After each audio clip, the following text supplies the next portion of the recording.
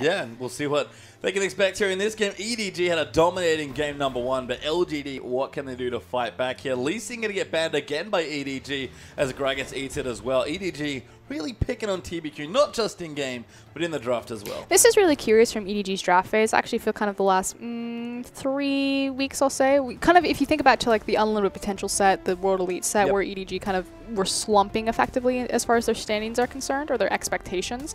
Their draft phase really suffered. They didn't, target ban people. They let, Imp onto his Kalista the last time these two teams faced. But now, pulling no punches. PYL plays Alistar, boom, get him out of there. TBQ undefeated for the season on Lee Sin, not today. Yep, not today. Doesn't even get a chance to play it. As away Rise as well, away from Flame. He's looked good on the champion.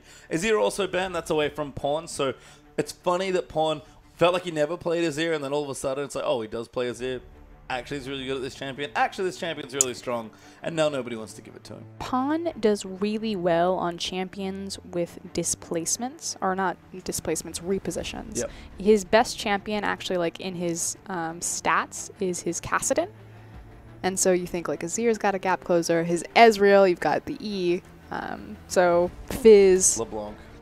Yeah. Yeah. I mean, if you think probably his most immobile champion that he's really well known for was his Jace, which still has the acceleration gate. Yep. Hop to a minion as Rek'Sai gets banned, but EDG snap up Kalista. They kind of have to because they don't want to give it to Imp, but Flame, the Rumble main himself, Instalocks Rumble. Now, of course, we say this facetiously because Acorn is the known Rumble player. That said, Flame has debuted a fantastic Rumble repetitively, which is why it's totally fine for Pastry to make that remark. Clearly been learning from older Acorn, but Flame's Rumble, not a joke about how good it is. He actually has gotten quite really good at good. Rumble, Yeah. as Echo is the pick there as well for LG, and this is a big pick. It might be Godby's champion. Important to note that he could certainly play it. It's in his range of champions. There are very few champions that are not. But if TBQ plays this from the jungle, I want to see a massive game from him.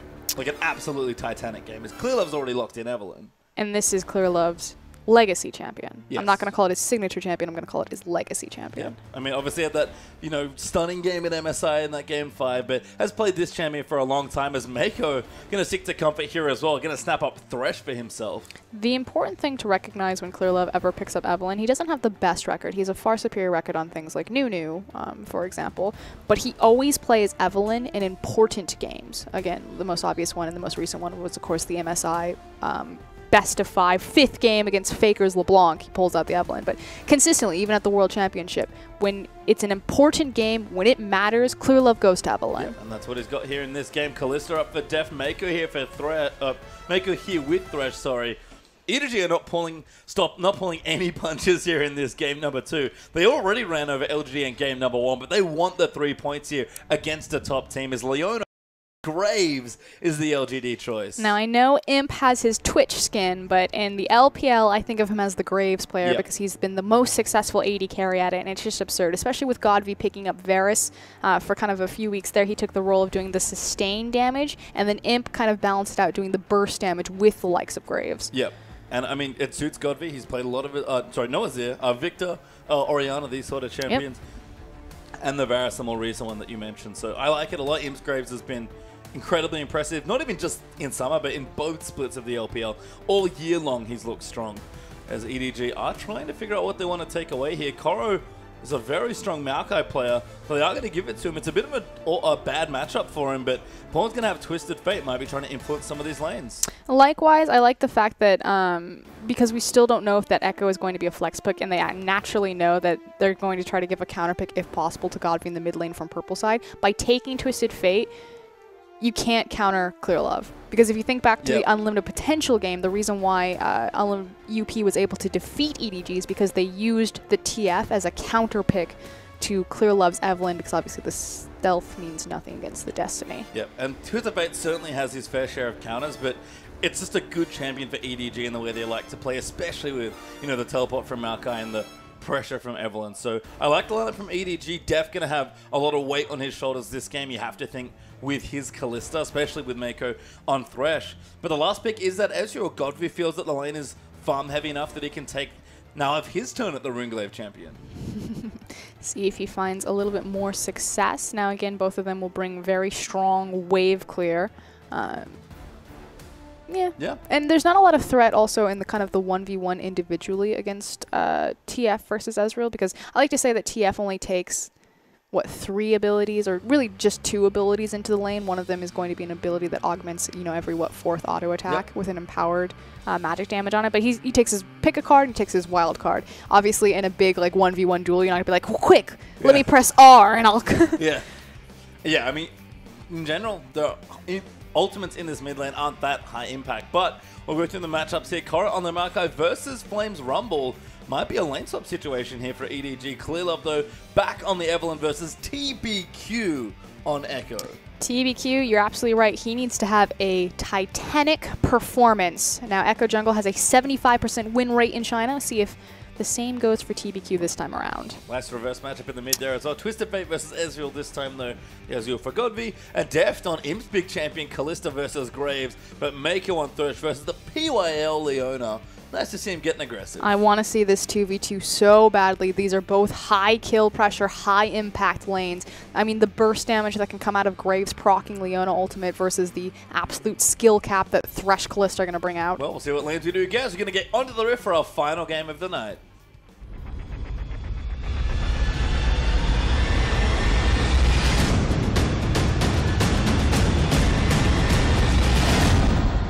And welcome back for our final game of the night. EDG upper game versus LGD. They're already up by 1 point against Xiaogu. They've taken the lead back again.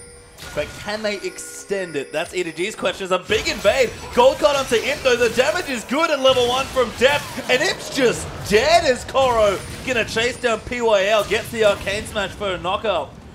Maybe not enough to take it up. Pawn, he's gonna select another gold card, but can't chase in. But that invade went pear-shaped swiftly for LGD. And I have a feeling the reason that they ran into each other was simply because EDG would invade from that side anyway to set lane swap wards or to check who was going into what lane. So, I mean, LGD, obviously they were looking for a fight. Otherwise, they would have just walked in from the bottom side of the map and placed their own lane swap wards. But just Imp leading the way, face checking into a brush. You know, Graves relatively tanky early on with his passive. It's that passive. Not tanky enough there. And Pawn takes his W, gets the stun down, and is able to start the game nicely for his team. As of all people, it's actually Clearlove that once again gets a kill. He had 10 kills last game. That's 9 away from that today. Very scary, though, for the jungler to get that early of a first blood. Obviously, it's going to propel her itemization and get that jungle item very quickly. Clearlove and Koro actually teaming up for the red buff here, but EDG, if they were looking for the lane swap and they did put Kalista in the top lane, they're going to get standard lanes instead. I don't know if it's what EDG want, but I know it's what you want, of course. Well, okay, so the reason why I wanted it is just because the kill pressure from Kalista Thresh at level 2 is absurd with the rend proc. It's just crazy amount of damage. Likewise, Graves, Leona. Anytime Graves can proc the buckshot on the Leona Sunlight is also insane amounts of damage, so I just want the kill and I want the outplay. Obviously, there's a lot of potential for Thresh to flay the Zenith Blade. Just took PYL's bit of damage coming in, soul marked auto, and PYL takes a huge chunk of health. Just being very punishing right now. And complete control of the lane, which happens when Imp decides to face check. Yeah, got a slight experience lead from that assist as well, so things not going well for LGD despite the lane that they probably wanted here. But Flame is going to have his 1v1 then, and that might be something nice to look for. Likewise, it should be noted that Godby did spot out which side of the jungle Clearlove started with his ward onto the Wraith camp. Now, against an Evelyn, you want to ward her camps because she comes out of stealth to do them.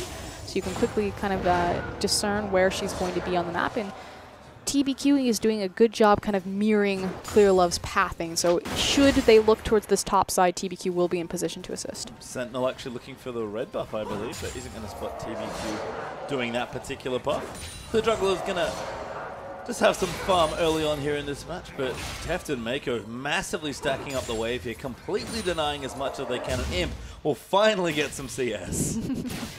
18-5 so far. Triple his CS numbers. That said, he's got a very big wave on the side. That should change soon, but you can see the early face check from Imp and all the control from Deft and Mako. This is the thing that I was really impressed by at the start of the year, was how much better and then how good of a laner Deft became, especially with Mako. Like, we talk about Deft, you know, he's fine on solo. He was always a good team fighter. We talk about Mako being a strong roamer, but 2v2, I don't know if there's a scarier duel lane in the LPL. No, I agree. I mean, Deft had a reputation in Korea that he just, would randomly die in lane phase, and now since he's come to China, he dives. Yeah, he randomly kills people in lane. I remember poor Vasily dying to an Ezreal. Split number 1 is Mako fishing for a hook.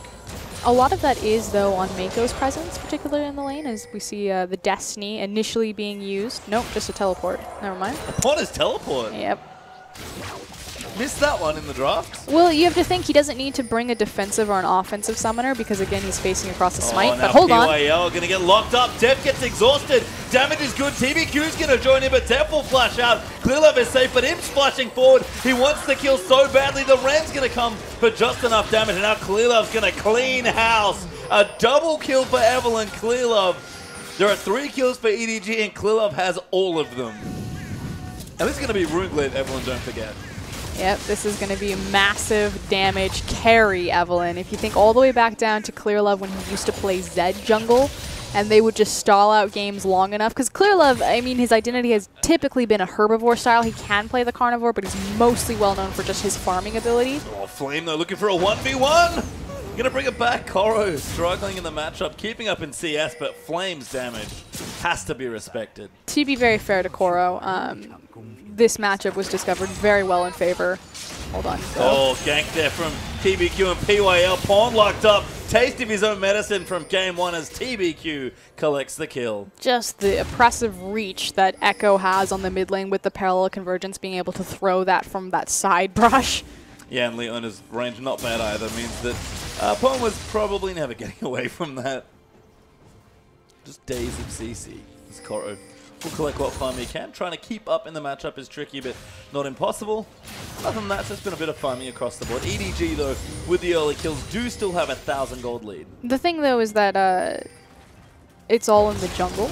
Yeah, Clearlove, though, now going to try and make a difference. Koro gets the lock-up Flame. He's silenced her after the overheat. Can't flash just yet. Very well timed as TBQ joins back in. Good ult there from Godby, but it's not enough damage. A bit of a mechanical misstep from Flame right there. He initially burned his flash as Koro was in the animation for his Twisted Advance. So the Twisted Advance carried through and followed the flash. If he had waited for the CC to chain against him and then flashed over, probably still would have died, but would have been much closer. Yeah. Clearlove's going to collect another assist for himself. Koro actually going to get a leg up in the lane. I like where Clearlove's putting his pressure into that bottom lane there, trying to help Koro through that tough time. You can see Godby's gone back as well, but it's no early Sheen, unfortunately for him. 1 assist means that he has to go for that Trailblazer. Koro looking now. I was going to say his teleport's not up, but he pinged top lane and he was sitting in base. He was just waiting for an item. I'm curious if they're not actually going to swap back and look for superior dragon control. So really just trying to, or prioritizing Kallista's farm now, unlike other AD carries. Oh my god, Mako flash forward, the Destiny's down as well. Imp knows he's dead at this point, then lock up PYL. First kill comes through, hook lands in. PYL with a good Zenith Blade to disengage, but he gets played out and Pawn gets the second. I was going to say prioritizing the farm for Kallista to find that 2-item power spike, but instead the Destiny is burned top. And it is an easy 2 kills for EDG. LGD, though, do ping the dragon, so have options now to maybe go down there, but Mako, Pawn's already back. Sorry, actually has his teleport coming up relatively soon as well. And all Imp can do is take his Avarice Blade and go back begrudgingly to his top lane. No play for LGD to make on the map. That's level 6. Ulti down into Flame. Koro coming in. The Runeglaive damage is fairly strong. Throws down the smite for a slow. Koro looking to dive. Goes in. Good ultimate from Flame. But it's not enough as Clearlove tanked perfectly. Although Koro just gonna live. That was best case scenario for Flame, trying to play that as well as he could. So the reason why Flame was pathing to the side of the tower is because he was trying to put himself in a choke point and use the terrain of the tower and the wall to set a perfect equalizer, which is why he was almost able to trade 1-for-1 in that 1v2. So good attempt from Flame, fantastic pressure from Clearlove. Yeah, instead Clearlove gets involved in his 5th kill of the game. As Pawn's getting ganked again here. TBQ pops down the convergence. Pawn able to walk out of it though. Does have a quick Sheen here for Pawn, so going for the very aggressive quick Lich Bang. And a lot of pushing potential with that Lich Bane. Obviously, it opens up with the blue card Tower Shred, but still, EDG prioritizing to, again, keep Kalista and Mako into the top side of the map as opposed to swapping them back. That would have been a perfect opportunity to do it as well. Good ult there from Godby, trying to take the blue buff, just short of stealing that one as Pawn's able to pick it up. But Runeglaive has been completed for Ezreal, so things should get better. This is a mistake. EDG should have swapped back right here, especially because they have a TP discrepancy between Koro and Flame. Maokai should be in the top lane, and they should be playing around the Dragon objective with the TP advantage. Instead, they're going to get punished as TBQ ganks, teleports down there, but Deft is already dead. Clearlove's up here as well, though. Chrono Break does massive damage to Clearlove as he's forced back. Koro, though, going to get involved as the double play and the Destinies come through for Pawn. He actually teleported in as Imps looking for the other kill, but Clearlove takes him out. But it's just one kill, might be a tower as well. EDG commit hard top lane. Yeah, what was a macro error does turn out to be okay because they burn the teleport to the top side, managed to pick up the kills on LGD, effectively over-committing to a team fight. That said, possibly going to trade mid-tier tower for top-tier tower. I like, again, I like when anyone ever gets Runeglaive procs off minions as mid-Ezreal because you get a bit of mana back. Godby using the enemy raptors there nice and cutely, and Pawn actually makes it back in time to defend his mid lane turret as EDG claim the first turret of the game in top. I would hope so with his Destiny teleport. Summoner spells. Now ganking actually as well. Flame gonna feel the problems here as Pawn's come down. He's actually taking quite a bit of damage, needs to dodge out of the way, pulls the gold card at the last second as Deft gets himself a second kill. And again, Flame comes so close to trading 1-for-1 in a 1v2. We talked about how Acorn is the really well-known Rumble player, but just look at the equalizer, setting it against the wall, using the choke point on the previous dive, and then the overheat resource management, making sure that he's overheating with his flamethrower to do as much damage as possible. Flame is a fantastic Rumble player. Flame is a good Rumble, all jokes aside, but LGD have more problems than just Flame, unfortunately. It's equal in towers, even in Dragons at 0 currently. No one's looked at the objective just yet, but Deft trying to make that a 2-4 lead for EDG in the tower department, and they're already up 3,000 gold. And finally, we have the swap back, which means that after this tower goes down, EDG have full Dragon control, especially with the Kalista and with this Evelynn at 4-0-2, a significant level advantage over TBQ. It should be a free objective. Clearlove has the Runeglaive already. Deft's able to take the tower. Koro is forcing Imp away, but LGD is setting up a dive. Koro pops Diving his ulti, Maokai. goes in onto PYL, have to be careful. TBQ's in as well, good flash out, misses the ulti, Clearlove gets the dragon, Koro's cutting around, dodges the ulti from Ezreal as well, he's still not dead as if he's taking up the tower, Chrono Break's not enough, and Flame barely gets a kill. That took 4 members of LGD Koro. Fantastic fancy footwork there to flash the solar flare. Leona ult, clearing the creep waves initially before the dive started with his ultimate, the Vengeful Maelstrom, which is why he popped that immediately as opposed to saving it for the dive, making sure that immediately LGD would have to start tanking tower shots. Godby comes back into the mid lane to protect it, but EDG rotated in there, flash forward, massive hook lands onto Godby, and Mako gets himself a kill. As well as the mid-tier tower, EDG. LGD are not, I mean, they've been on the rise as far as their recent LPL weeks, and against this EDG starting roster, they're getting thrashed. Did you see that? They're getting thrashed, Pastry. I don't know if you can outplay that. That was perfectly coordinated. That was perfectly timed with the creep dying to the flash hook. I would like to remind everyone listening that Pawn and Mako are actually do not speak the same first language. That is Korean and Chinese, and they're communicating in English. Yeah, and that's more than enough for that gank. With one of the highest skill cap duos in the game, Kalista Thresh. Think about all of the mechanics of what you can do with those two champions together with the Fate's Call and Lantern work alone. They haven't needed it yet. Mako's just been roaming again here as Godby will get himself a blue buff. Pawn, though, getting closer and closer to that Lich Bane. And EDG can look for another tower. They need the mid tower, but as soon as they break that outer line, Twisted Fate, who's already having a run of this map with cooldown upgraded Home Guard boots before his first major items completed. As well as the CDR with the Wisp. Yep, gonna have an even better run of this game. Pretty much he's an ult bot with a Sheen proc. And that's all you need, to be honest. Yeah. I mean, we talked about Pawn's style being very roam heavy, very utility focused. Kind of see why, as Godby barely lives that hook. Terra in the mid goes down though. EDG, full control still. They're invading red side jungle. Mako, the rookie of the year. Again, think about this year started with Mouse. Mako wasn't even the starting support. I mean, we think about the EDG intro that you watch on this channel. Yeah. It's Mouse sitting in the chair. It's not Mako. He was handpicked by FCZF to join this squad. Aaron has said that Mako will be Mata-esque, that he takes responsibility in ED shot calling. All of the ward placements and vision is entirely controlled by Mako. Well, he happens to also play make like the old FCZF. Mako is a all-star support through and through.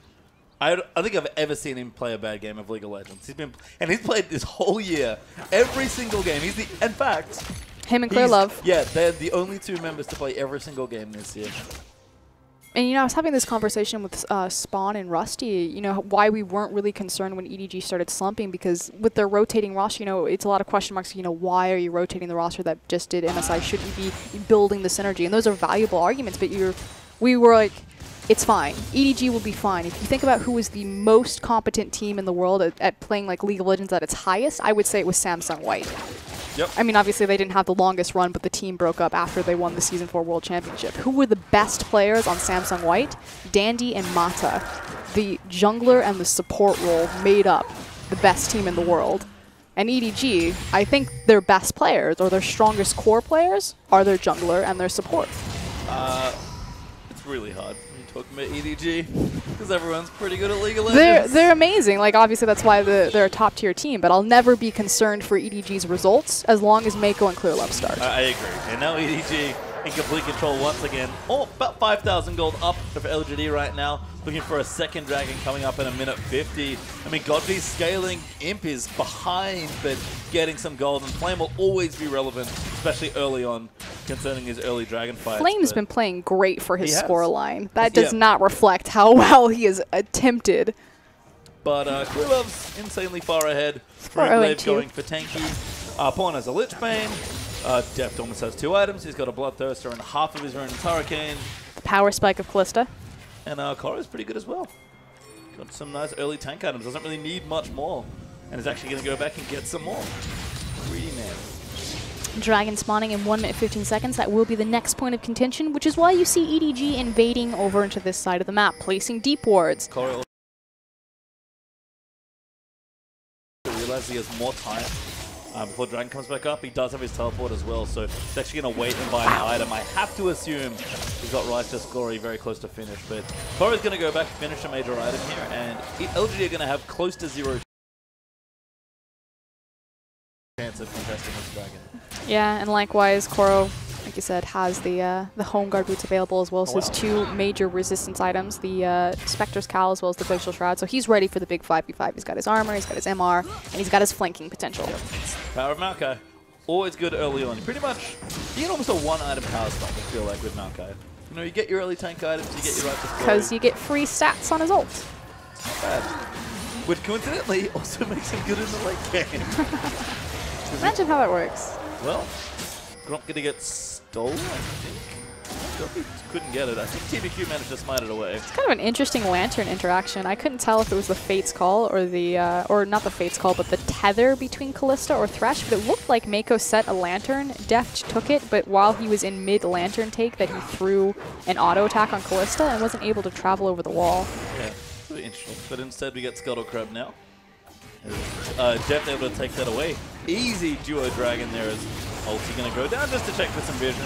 Couldn't quite steal it, unfortunately, and second dragon goes to EDG. Again, LGD, they can't contest this at all, so just trying to farm up their waves, ward up their jungle, and stop the bleeding right now. So if LGD stop the bleeding, where do you think their first point of power is in this game? Because they're clearly behind right now. Itemization and power spike. Hold on, Destiny. Going in, TBQ, Chrono breaks out, gets done, Hook barely misses. And Def gonna get kill number 3. Well, it's on their 2 primary carries, Imp and Ezreal.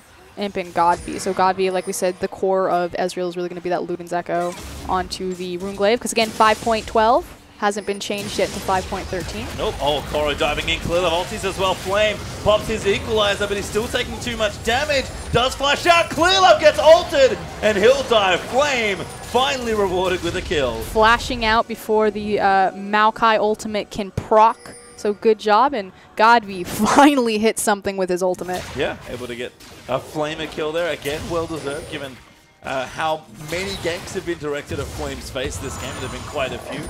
Godby going to clear the Wolf camp, get a Spirit out of it. He does have a Smite, remember, so adds a bit of utility, but EDG don't care. They're just going to run straight into the blue buff and take it. But we talked about how TBQ, you know, taking this Echo into the jungle, how he needed to step up and have a stronger presence and stronger game than last time. And, you know, 2-1 and 2 participating in the majority of his team's kills, 4 out of the 5. I still feel it's not quite the impact that we need, especially when you compare it to Clearlove, who's been running rampant across this map. Yeah, I mean, it's almost anything you can do, I can do better thing, I feel like. Yeah, TVQ did try and lock down the mid, and he did get some nice ganks early on to try and keep Pawn's Twisted Fate down, but it's so hard to outmaneuver this team when they have a Destiny and double teleports and Evelyn running around invisible through your jungle. Like, just so much pressure that's invisible, effectively. Yeah. And it all started with him face checking a brush and dying. Again, LGD making a massive error in their early levels, level 1, and getting punished for it against a team of the caliber of EDG. You can't ever put them, or you can't ever give them a step up. Yeah, they played well enough when behind. He played very well when ahead here as EDG. Only 4,000 gold up. LG are actually doing a decent job stemming the bleeding as Baron has spawned. But EDG seem to be waiting between dragons. Never mind, Clearlove dives straight in onto it. Mako nails him with a hook. TBQ's going to dive in. PYL actually locks up Clearlove. A good equalizer's down, but Pawn jumps in and assassinates him. Death ignoring TBQ in the backlines. PYL going to be the next one to fall. Godby can barely join in. Pawn now comes through. Pops his destiny to clean it up. And Godby hanging out in the mid lane watching his team die. Godby is the sole survivor and completely whiffed the ultimate there from Graves, and then Koro came up from behind in a nice flank home guard teleport and just slapped him down. And look, that's not Godby's fault. Like, he just wasn't around. EDG again collapsed perfectly to get themselves 4 clean kills, and like EDG are want to do, they will convert into a quick Baron. Godby, you better make this ult count. He's already used it. That's not the steal. Way too early. Doesn't have vision. All he can do is reach out with his feelings, and instead EDG are going to claim a Baron. Okay. From here, the next most important objective for EDG is going to be that second tier, mid-tier tower, as well as the bottom tier tower, because obviously if you're able to get the mid inhibitor, obviously that's going to give you the most passive control over the map. And then you want the bottom inhibitor, because if the Baron comes back up, you want to play with the different pressure points across map. So curious how EDG are going to prep and set up around that. We do see that Koro is prepping the bottom wave. Doesn't have the teleport available, but likewise, they want to make a pick, siege this mid-tier tower, and then rotate bottom to a wave that Koro has waiting. See what EDG elect to do, but Koro certainly seems to be starting that up. Pawn, they're going to take his blue buff. He's got a needlessly large rod, so building probably a death cap or maybe a zonies, depending on how he's feeling or what he wants to do in this team. Def, though, has got his Ruinous Hurricane and the QSS completed already, so he is past the 2-item power spike. He's just going full power mode right now. Yep, and EDG are doing a bit of a reversal here, so they're going to go ahead and grab this bottom tier tower, and in the mid lane, Clearlove has prepped the mid wave, so they can quickly now rotate to mid. He's nice and tanky. Got his Rune Glaive for some early damage, but not overcommitting there. It's not the Trinity Force we've seen a couple times from Clearlove. Instead, TBQ is going to eat a hook. And EDG going to keep applying pressure as Pawn, with his ultimate's actually going to go top to clear that out. It's actually one of the few times that Mako hasn't gone Moby into Ruby Sightstone. You see that he does this commonly, he doesn't ever upgrade his shield, his Targans, he just has it for the lane phase procs. But typically he goes Mobies into Ruby and it's just about, you know, staying in the rift or, yeah, staying in the field as long as possible and just kind of moving with his team and setting up flank wards.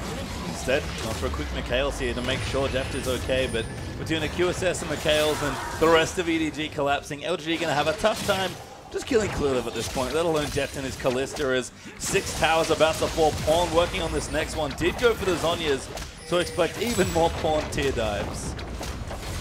But now where do they go from here? So a quick, easy 3 outer towers.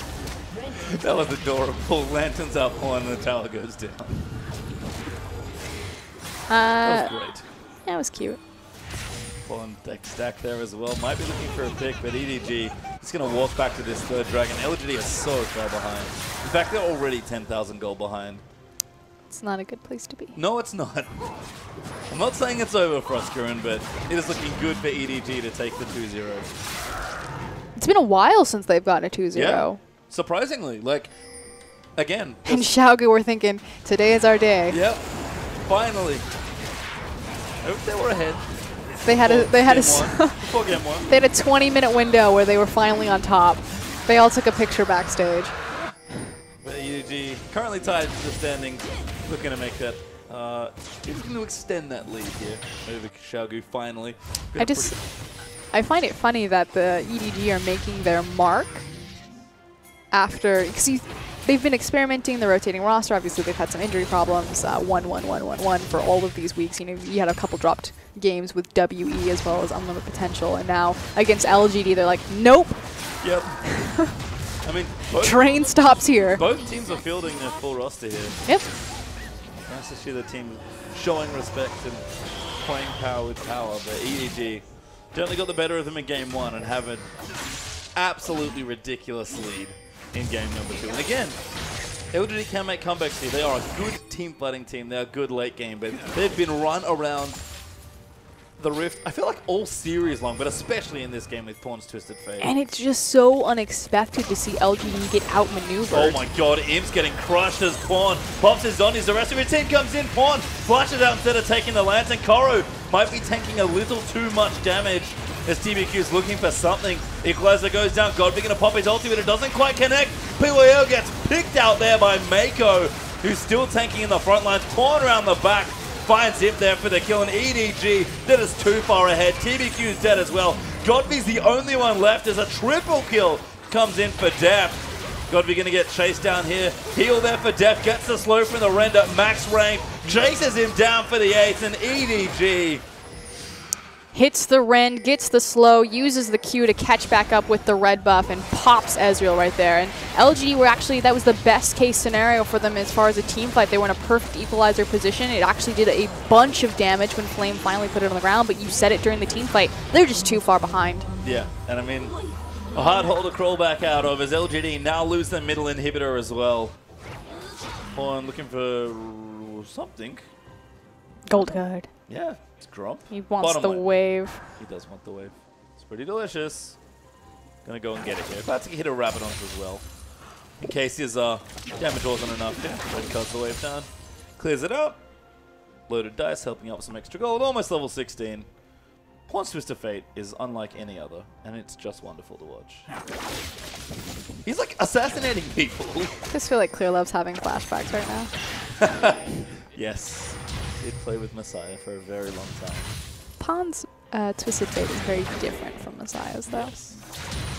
Not quite as... Messiah was not quite as YOLO. I feel like Pawn is always going to prioritize skirmish. Not that he can't team fight. Pawn has a great team fight, but his skirmish potential and his ability to draw pressure around the map is just exquisite. Yeah. Whereas Messiah is was very heavily focused on like his 5v5 engagements and terrain usage. Setting up ganks with Quillo. Yeah.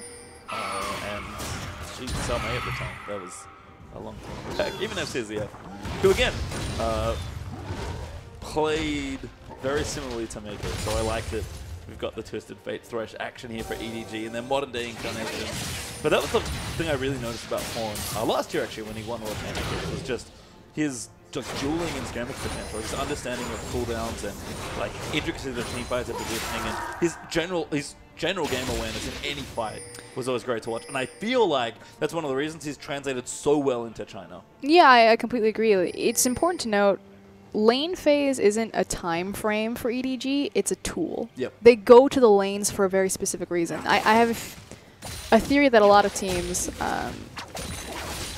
you know, if you take away, you see a lot of games kind of stall out in the mid game just because teams are trying to figure out, you know, how do we siege the second tier rotation of towers? Like lane phase is very structured for teams. Where do we go? We go into the lanes. But why are you in the lanes? It's the easiest source of gold on the map.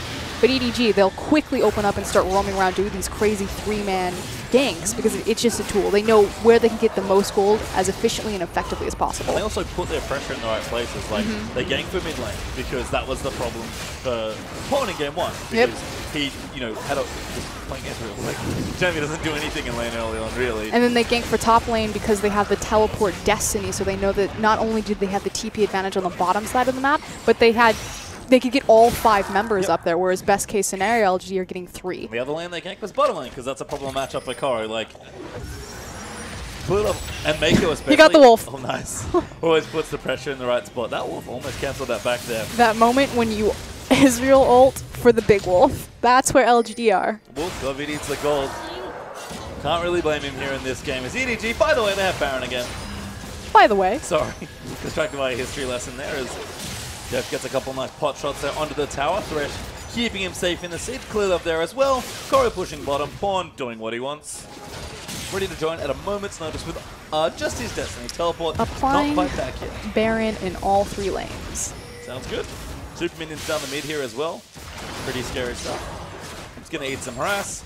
I know that LGD need to find some way to stop this siege, but I don't know if there is one. And again, LGD find themselves in a position where you're effectively praying for the other team to misplay versus making your own superior play. EDG make very few mistakes in games of League of Legends. Bottom tower falls as Pawn and his Lich Bane and that Death Cap are able to break it. EDG just going to break them in all 3 places in the base, completely shatter them here in this game. Here comes now the engage. They have to go. Death QSS is out, gets eaten by the ultimate. Now Pawn going to come in, clear up tanking damage. Pawn's going to get massacred as he pops the zombies, and Koro going to fend them off now. TBQ getting low. Pawn stuns Zip. It will get the kill, but that's maybe all LGD get in this game is EDG. 4 for 1. Deft is leaping across the map to complete the ace. And EDG in dominant fashion take out LGD. LGD saw the window for the team fight. They knew they knew that they had the advantage. That was the one chance that they had. They go all in on the numbers advantage. Unfortunately,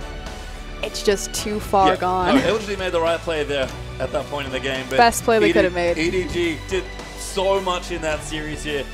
Back to form, you feel like, playing their old finals opponent from spring and just massacring them in the 2-0. EDG finally open up a real lead in the standings. I mean, again, since MSI, they've played their full roster, what, 3 times, 4 times? In this last set, they've effectively doubled that. Yeah, and I can kind of see why.